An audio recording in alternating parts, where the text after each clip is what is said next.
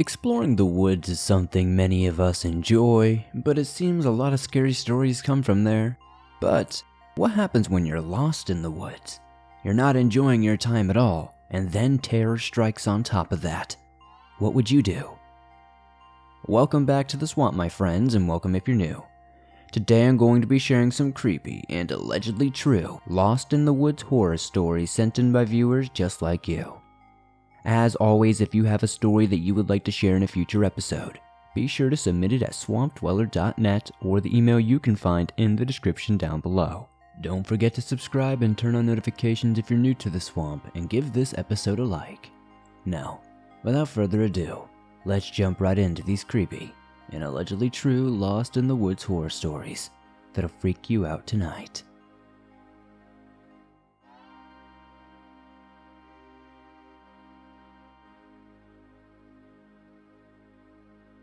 When I was, best guess, 8 years old, I visited my cousins at their house across the neighborhood. Being a group of bored children, we decided to bring my cousin's neighbor Jaden on a hike through a massive area of woods behind our house. We set off, stepping over poison ivy and making our way over to an abandoned paintball place in the middle of the woods. We explored the nooks and crannies of the site, eventually wandering into the hills and streams of the Michigan wilderness. We were having fun and having hiked almost a full mile from where we began. An odd thing to note before I continue is that the ground was covered entirely in garbage. You could barely take a step without stepping in old plastic bags or discarded tins of instant potatoes, or something of that nature. We joked that maybe there was a neighborhood back there at one point, but now it seems evident that this was nothing but an old drug hangout or a place where hobos lived, and we never thought much of it. Being a humid summer night, the air hung thick with the smell of water, leaves, and mud. We ventured on, finding places where the ivy grew a pale color, seeming to reflect the gray sky. The hills were brutal and tricky to climb. At some point, we got turned around and found ourselves lost at the entrance of some old, out-of-use ATV trail or something like that. We warily stepped onto the trail, hoping to find a neighbor's house or the street we lived on. But we had no luck. We were lost miles from home. I was put off by how the trees grew together to form an intimidating archway over our path. The four of us locked eyes as we all heard a familiar sound. Breathing. It came from a bend in the way and was obscured by the now twilight sky. Suddenly, we heard hulking footsteps crunching on the pre-autumn leaves. They came straight for us. People say they freeze in fear, but that was not my experience. That theory went 0 to 4 of our group. We immediately booked it out of the trail, onto the main path we hiked on, and sprinted. Primarily blinded through the woods, until we saw the light on the top of an ominous hill, the hill behind our house. We scrambled up the mountain, dirtying ourselves and getting cut up on the hill's bushes and brambles. We booked it inside and were too tired to explain to our parents, so we huddled in the TV room and basked in the air-conditioned glory of safety.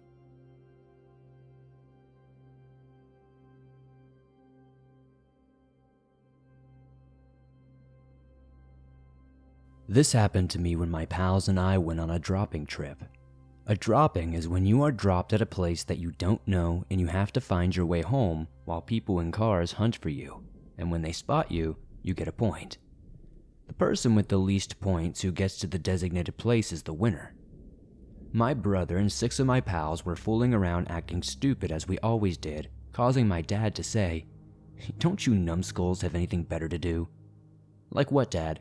And my dad started thinking, "Well, how about something outside?" To which I just chuckled, but before I could say anything, Terry just said, "What do you guys think about a dropping trip?" We all agreed to this and made our home the place where we had to end up after being dropped. My parents dropped us all off. My mom said, "Okay, let's see how long it takes you guys to travel 20 miles. They drove off, and we all went in different directions. Now at this point I understand 20 miles is a bit excessive. I've always been terrible with directions, so going through the woods probably wasn't the best idea either. I walked around for what seemed like hours until I heard a crying dog. Me being an animal lover, I went to look for what was wrong. I saw a wolf stuck in a bear trap, and I slowly walked toward the trapped wolf. It growled at me. but I slowly started getting closer to help it, with the wolf starting to calm down and allowing me to set it free. The wolf looked at me and then just jumped up and walked off, to which I did the same. After what felt like an hour, I accepted that I was lost, and I just told myself that if I just keep walking in a straight line, I would eventually find my way to a road or something like that. I walked and walked for what felt like hours, but was still stuck in the woods when I heard branches breaking from behind me. My heart was pounding very hard, and I was getting more scared by the minute as the sun was starting to go down. In my mind, I was expecting a huge bear or something like that, but I heard a weird type of growl, more like a gurgling. I started running, which I know is not the smartest thing to do when facing a wild animal, but fear got the better of me in that moment. Not looking where I was running, I tripped and fell, hearing the footsteps gaining fast. It was then I heard barking, and I went to look behind me and saw the wolf I had saved that was barking and standing in front of me. I then looked at the creature that was running after me. It was something that was extremely skinny with claws and was running away now. It ran in a weird way that I can't even describe. It was almost as it wasn't used to running and has never done it before. And then, this thing continued to do that gurgling growl. It was clearly coming from that creature. After the creature was out of sight, the wolf stopped barking, and when I stood up, it was standing right next to me. As I walked again, the wolf didn't leave my side and growled a few times more as I kept walking. Finally, I found a road with a diner, and after a few minutes, I realized it was the diner my dad usually goes to with his friends. So I was relieved to see a familiar sight. I turned my gaze to the wolf, and it was gone. I already began to hear that gurgling growl again, though. I'm pretty sure that wolf protected me and saved my life because I helped it. I've heard many stories of wolves doing this with people, and I'm just absolutely blown away that I was able to experience this. When I was at the door of the diner, I looked back to where the wolf and the creature were supposed to be fighting or whatever, but I didn't see anything. I arrived home last and clearly lost the dropping, but my mom looked at me and said, "What happened to you?" And I told them everything. My cuts from the fall, the wolf, everything. Occasionally, I still talk about this story. I don't think many people believe it, but it's something that I'll forever cherish. But it really freaked the hell out of me. Does anybody have any idea what that creature could have been? From research, it kind of sounds like a skinwalker or a wendigo or something along those lines, but I know that's incredibly cliche.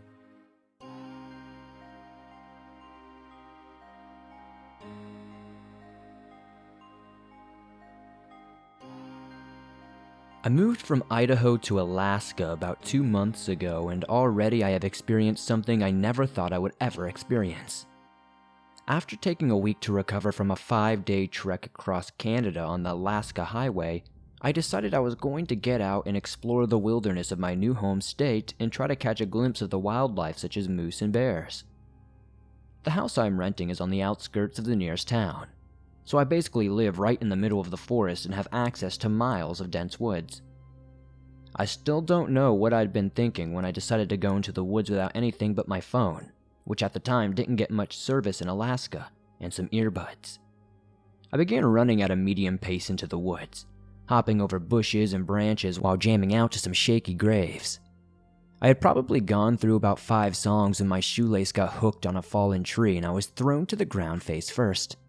I immediately got back up, swore out of irritation, and began to put my earbuds back in when I realized I had no idea where I was. At some point I had lost my sense of direction and had only but a faint idea as to which direction I had came from. I started to run the way I thought I had came from when I began to panic and second guess myself, when I realized I should have come out into my backyard ages ago. I didn't want to panic because I knew that it would make everything worse. Panicking never helps. I started to try and pinpoint the right direction. Of course, I eventually realized that I was hopelessly and utterly lost without the slightest indication of which way would bring me to some sort of civilization. After a few brief moments of cursing and groaning, I decided I would follow my gut and go in the direction I thought would possibly lead me home. I started running at full speed, hoping to break the tree line in a matter of minutes, when something on the ground caught my eye. It was a backpack. I stopped instantly and looked around for a person or a campsite, but there was nothing I could see from the spot I was at, which was situated at the bottom of a small hill. The bag looked as if it had been abandoned for quite a few days at least, but was slightly damp from the rain earlier that morning. I kneeled and picked the bag up, resting it against my knees. It had a heavy weight to it when I moved it, so I knew there was something inside. Looking back now, I remember the dark feeling I got in my chest right before I unzipped the main part of the backpack. Inside, there were bags of what I immediately knew were some sort of assortment of illegal drugs and items used to administer them. I quickly stood up and took a step back. I had such a powerful feeling of dread that I felt like I was in imminent danger. I just wanted to get out of there and find my way home, so I started running again to the top of the hill. I was hit with a wave of excitement when I saw a house at the bottom that was buried in the trees. I had begun to start to make my way for it when something told me to stop inside my head. It crept into my mind that what I had just discovered was awfully close to this house. I wanted so badly to be out of the woods and find some form of civilization, but something told me that I just wasn't safe out here. I ran away from the house along the tree line, hoping that I would possibly stumble upon another house. After about 10 to 15 minutes, I stumbled into a neighborhood of sorts and asked a man working in his yard for directions. He was kind enough to drive me home and assure me everybody gets lost in Alaska at some point. As soon as I got home, I showered and chugged some water, then immediately called the police to report what I had seen. However, since I had no idea where I was, I couldn't tell them where to find the drugs or where the house was, so my report was basically useless. I just felt so guilty if I hadn't at least said something. I've driven all over the area down different roads trying to find that house, but I never have. It's probably for the best though, because I don't want to get caught up in something I shouldn't be in. I'm glad I listened to my gut that day and kept running from that house, because people in possession of such many illegal drugs can be extremely dangerous. And I'm just glad I didn't die out there when I got lost.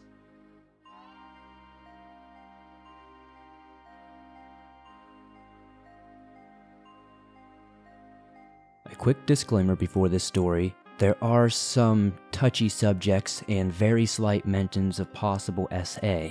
If this is a trigger for you, please skip the stories using the timestamps. Thank you very much. This happened in South Carolina. I recently was watching one of your episodes and something similar happened to another woman in the area, so I seemed it would be a good time to tell this story. This was one of the worst experiences of my life, and I hadn't thought about it for a very long time. Many friends tell me I should write a book of all the horrible things that have happened in my life because it would be more than a person can handle. I was dating a guy for a couple of weeks and went to one of his friends' homes in the middle of nowhere. It was a run-down, older mobile home, but who am I to judge? We went there, and there were 4 other guys. I thought it was odd that I was the only girl, but just shrugged it off. They wanted to play a drinking game, and back then I was a little wild, so I was game. After about an hour, things got a little weird. I could see them looking at each other, like there was an inside joke. I decided to get up and go to the bathroom. When I came back out, someone pushed me into the bedroom and locked the door. It was completely dark. I banged on the door telling them this is not funny. The door opened and they all came in and shut the door behind them. I could feel them grabbing at me and laughing. I was fighting to get away and hitting, but they were too strong. The door opened and they all left. I could hear them outside in the hall and it didn't sound good. They were discussing what they were going to do to me. I didn't understand what was going on at all at the time, but I quickly figured out whatever they were planning was not going to be good. The door opens and my mind is going a mile a minute, and how I'm going to survive this. The guy comes in and sits on the bed and said he was going to get me out of there. He said they went too far and he didn't know they were going to hurt me. He said he thought it was a joke. There was a back door across from the bedroom, and he said for me to run through the woods as fast as I could and get to the road and he would come and find me. I did just that. I ran as fast as I could and I could hear them yelling for me to come back. I could hear them coming. I got to the road and hid behind a tree. After getting lost for quite some time, I felt like I was running in circles for what seemed like an hour until I eventually found the road again. I saw a car pull up and it was him, and he was pretty bloody. They had beat the crap out of him for letting me go. He had my purse and ended up taking me home. I didn't know if I should trust him, but I had no other choice. I was in the middle of the woods, lost and completely scared. I heard a couple of months later he was arrested for killing his girlfriend, and the guy who took me there was arrested for assault on another woman. Maybe if I had gone to the police that night, this wouldn't have happened, but I can't blame myself for that.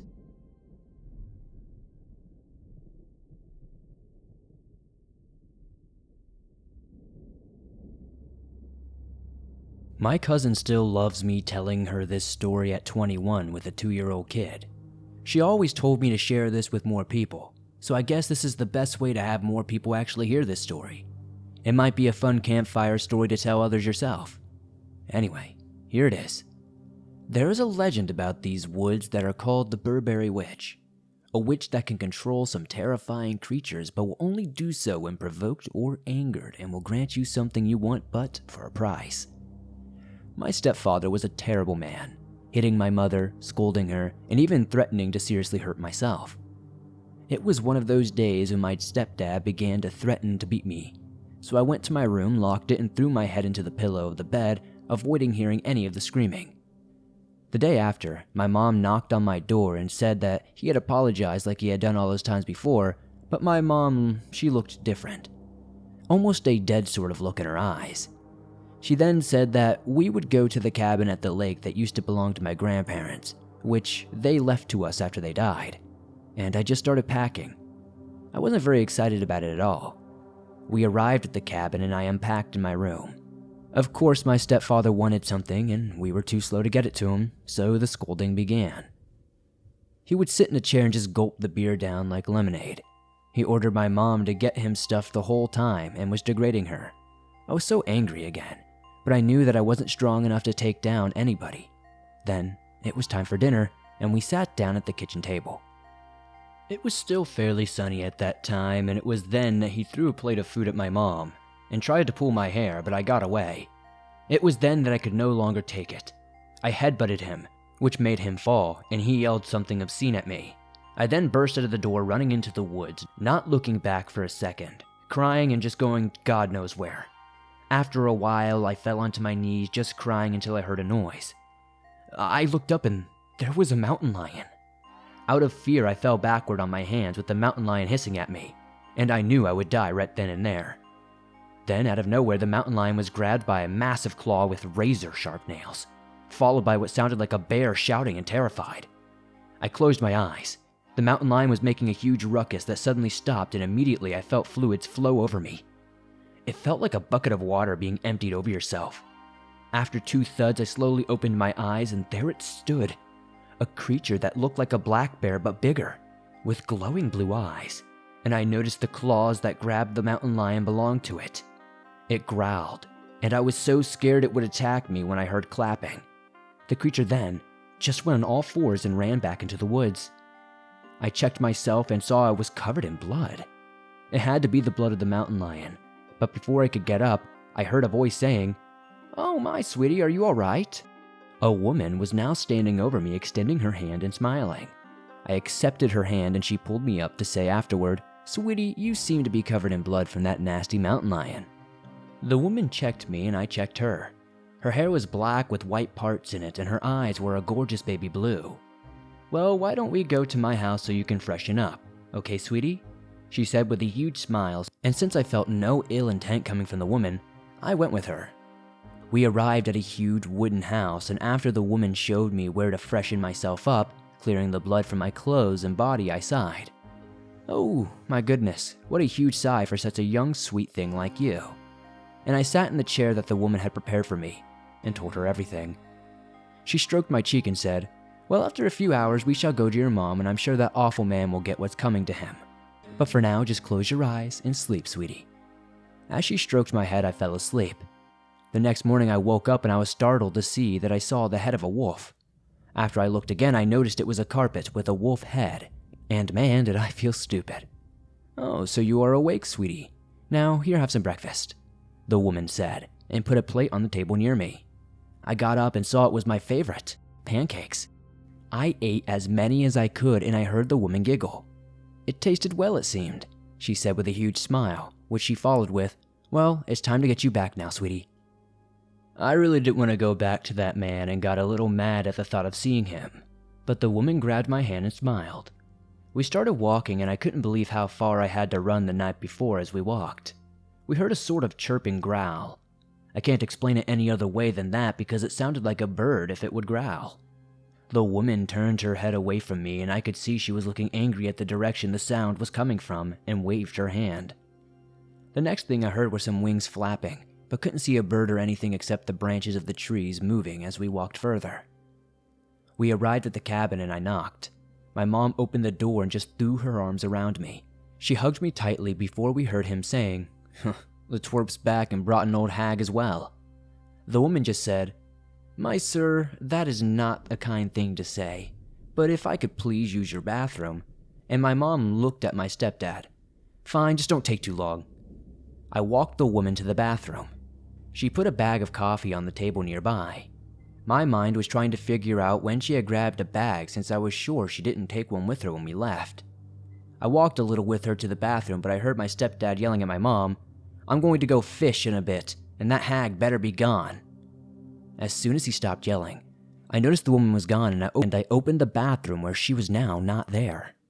Now I started looking all over for her, and when I looked out the kitchen window, I saw her standing at the boat. How did she get there that fast without even going through any of the doors? The doors do creak after all. The woman clearly saw me and put her finger against her lip, winking at me. The kitchen door then slammed shut, and it was my stepdad who just put his hand on my mouth, gripping it tightly while saying, "Don't think I forgot about you, little troublemaker, because after I'm done fishing, you're mine." He let me go, and I heard the toilet flush and saw the woman coming out of the bathroom. In my mind, I was telling myself, how is this happening? She looked sternly at my stepdad, then walked out to the cool box, which was without a doubt filled with alcohol, and walked to the boat. He got on the boat when my mom walked into the kitchen and hugged me again. "I'm so happy you're okay, darling," she said with a sob in her voice, and the woman then put her hand on my mom's shoulder and said, "Don't worry, dear, that awful man will be receiving payback for everything he has done to the both of you very, very soon."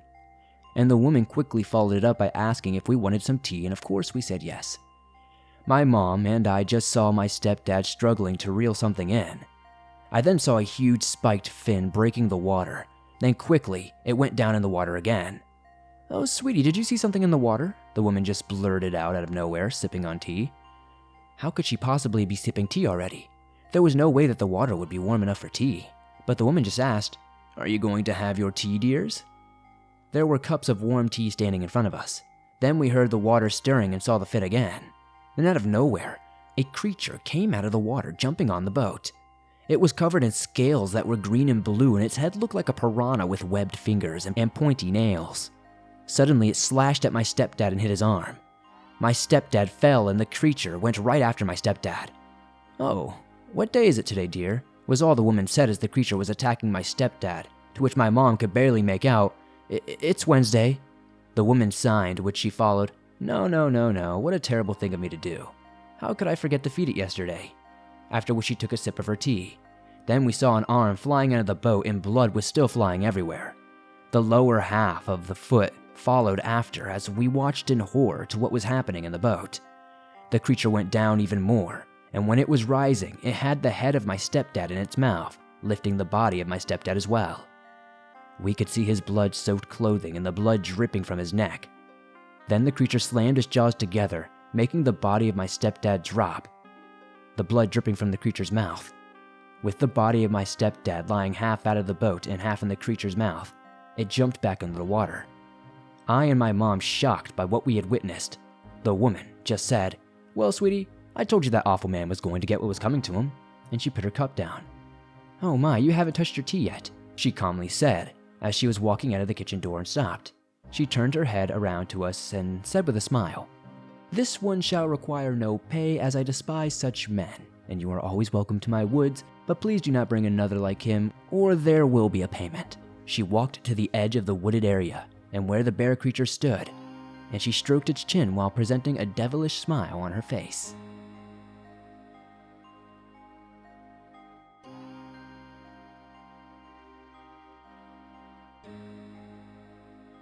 Thanks for listening to these creepy and allegedly true Lost in the Woods horror stories.